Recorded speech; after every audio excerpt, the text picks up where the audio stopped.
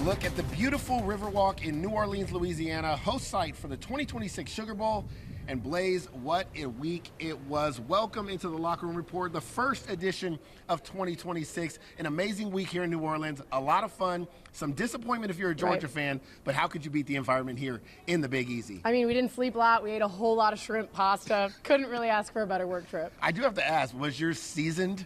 Because we talked a lot about seasoning. As seasoned as, I might like, salt and pepper. It was a lot of good food. We actually ate better than we've eaten probably all fall long during football season. Wendy's once. No fast food. We had a lot of good food. I even ate some salad. Right. That was a lot of fun. Well, if you went to sleep at halftime like our news director did, you definitely missed a fireworks show. Kirby Smart leads his Bulldogs in a rematch against the Pete Golding-led Rebels, a trip to the college football semifinals on the line. It was a tale of two halves and a fourth quarter to remember. Bulldogs up 14-12 in the second, and Aaron, the short-handed defense, makes a play. Yeah, one of the Rebels' best playmakers puts the ball on the turf, and Dalen Everett there to scoop it up 46 yards. He's going the other way. That momentum right there was enough for the Dogs going into the break. 21-12, Georgia at the break, 4th and 3 from the UGA's 44. Trinidad Chambliss, 36 yards to Harrison Wallace III, down to the UGA 8. Chambliss's ability to extend plays came up time and time again. Kewan Lacey takes it in from 7, and just like that, it's a 2-point game. More from Chambliss and Wallace, this time 44 yards. Wallace 9 for a $156. Lacey with his second of the night. 2-point is good, 27-24 Rebels. An aggressive Kirby Aaron here going for it again on 4th down. Yeah, Ole Miss did a really good job all night generating pressures. Suntarian Perkins gets Gunnar Stockton, forces the fumble, and Chambliss, of course, takes advantage. 13 yards to who else? Harrison Wallace III. It's 34-24 Rebels. Right here, it looked as if the season was slipping away from the Bulldogs. It did, but there's no quit in this team. We've seen it time and time again, and what a day for this guy. Gunnar Stockton finds Zachariah Branch, who sets records in this Sugar Bowl from 18 yards out. It's a 3-point game, and we have a heavyweight bout. After Georgia ties it at 34 with just under a minute to go, Dejon Stribling gets behind the defense. How does that happen? It's just man coverage across the board. Stribling gets a great release off the line, gets behind DeMello Jones, and that's one-on-one football, a great ball by Chambliss to finish it off. So Lucas Carniero from 47 yards and the win right down the middle. Chambliss 30 of 46 for 362 yards, 2 tutties. Lacey adds 99 yards and 2 scores, and Ole Miss is heading to the semis. I think you got to have the right guys. And what I mean by that, I think they got to be tough. I think they got to be competitive. I think they got to love football. And I think you got a lot of guys on other teams that don't love football. There's one thing about this group, they love football. They love competing, they like practicing, they like preparing, and they like playing. And I think at this point in the year, you better have a group of guys that still wants to play. Yeah, I mean, we're not really focused on like destiny or anything like that. We just want to play ball and have fun. A lot of people did doubt us before the season, and they still doubted us when our coach left. So we just want to play ball and have fun, and I think that's showing right now. And I want to say Lucas, yesterday you was talking about Fast Friday. I think Lucas missed that field goal at that exact spot, and for him to come back and hit that field goal to win a game, I'm very happy for him. They made more plays than we did. And I got to be honest, that's part of football. They made more and out-executed us, out-coached us, outplayed us. But I enjoyed that game and that atmosphere. I am proud of our team. I'm sick that we lost, and there's things I would love to go back and do differently. But I just so proud of the way our guys competed when down 10, and just didn't finish it. I mean, that's just life, You're not going to win them all. Sometimes stuff just doesn't go the way you want it to go, We have to – it's just the life of being an adult and an athlete, It's just going to hit you one day. Definitely just learn from the mistakes that we made. We did a lot of great things on the season. It was first probably just reflect on all the good things that we did, fighting through adversity multiple games in a row, coming down from fourth quarter, losing in the fourth quarter and then finishing and things like that. Always room for improvement. So I'm just ready to work in the offseason and just get ready. A lot of disappointment in that Georgia locker room, a lot of elation on the other side for Ole Miss. What exactly, from your perspective, went wrong for the Dogs? plain and simple, I think they just got outplayed. I mean, we talk about Georgia being, a fourth quarter team. It was Ole Miss that had the fourth quarter. I mean, the defense for Ole Miss, they were better. Offensively, they just made plays, and they got in the end zone. They took risks. They paid off in the end, and like I said, they were just outplayed. I think when you talk about taking risks specifically, I thought the offense for especially Trinidad Chambliss, his kind of free spirit of playing where he gets outside of the pocket, able to take throws that are in tight spaces and create opportunities for his receivers, I think that was the difference in this game. When you talk about an offense that's been so good throughout the course of the season, this isn't the first time they were able to score against Georgia. 35 points in the first meeting. They come back and drop 39 again. When you talk about what Pete Golden was able to do, coming in for Lane Kiffin, a guy that, there's might be some controversy. He's rooting for them. Obviously, you saw on Twitter, right. He had a tweet put out talking about 2 more to go and all that. But Ole Miss wasn't happy when he left. And Pete Golden came in. They stabilized the ship, and they were able to get the job done. When you talk about a defense in the Bulldogs that was shorthanded, did you think that impacted them? The players said no, but what was your impact? What was your thoughts on the impact that time had on them? I don't think it was necessarily the talent or the mistakes like that. That wasn't impacted by the time off. It was more so they just didn't have the go get them, the energy. I mean, Ole Miss is coming off a win last week. They have that heat. They have that passion. They're ready for it. When you don't play for almost a month, it's hard. I mean, plain and simple, it's hard to come out here and do your thing. Yeah, I think having the energy to get up, you're not used to getting up each and every week for a game. You had this time off. You kind of have to manufacture that.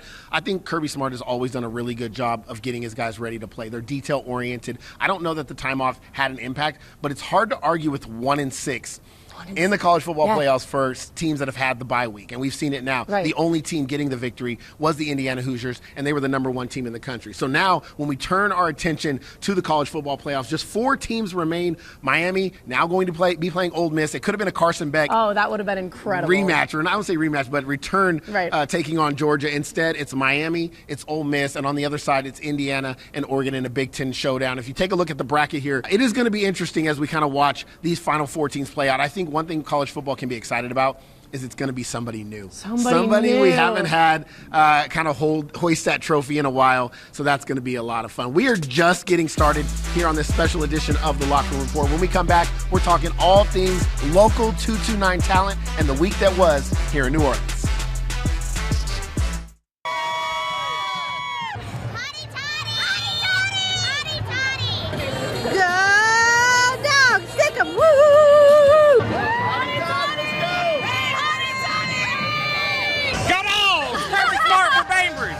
Ocilla, Georgia, Irwin County Indians. The party atmosphere, man. We had a blast on Bourbon Street. Go Dogs.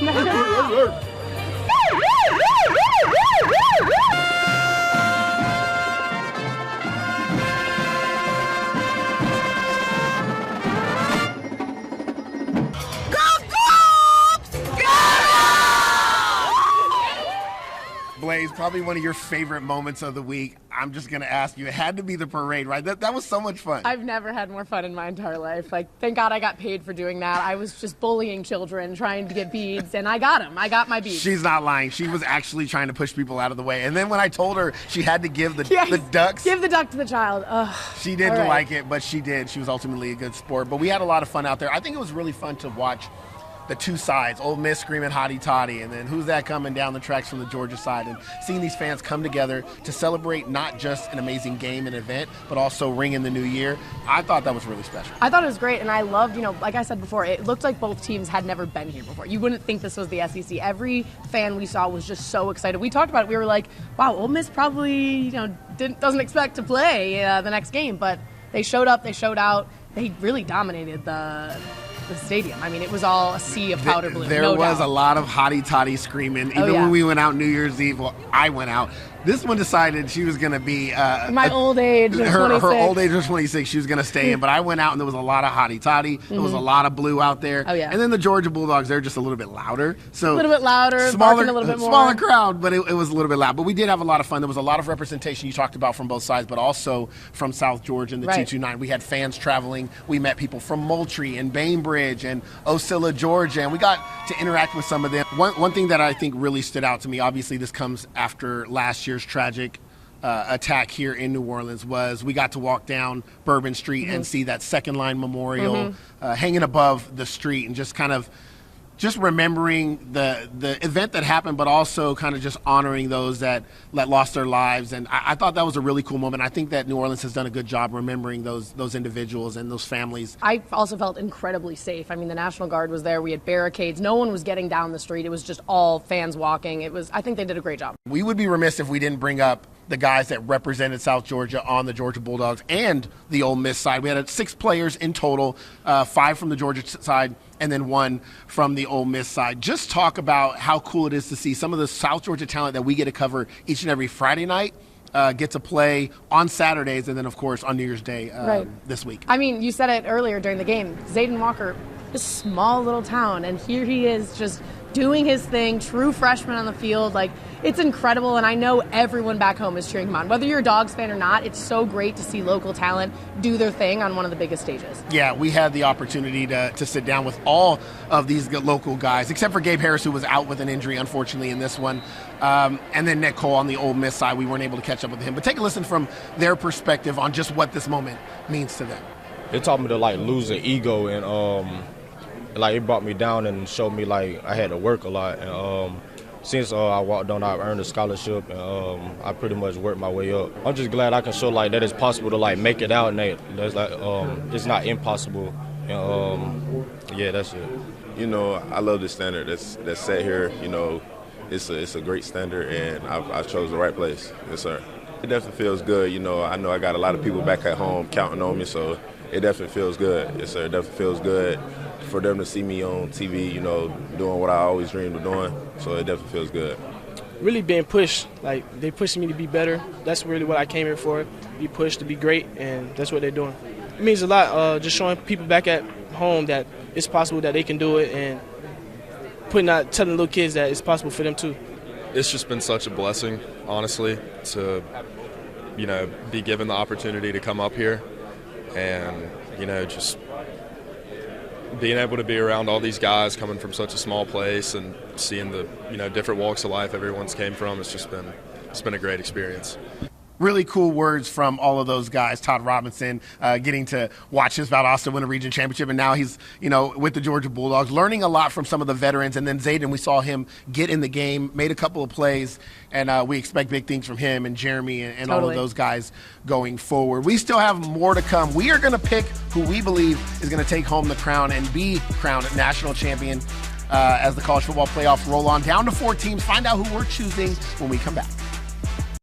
Welcome back to this special edition of the Locker Room Report. Sugar Bowl 2026 as we wind down the college football playoffs.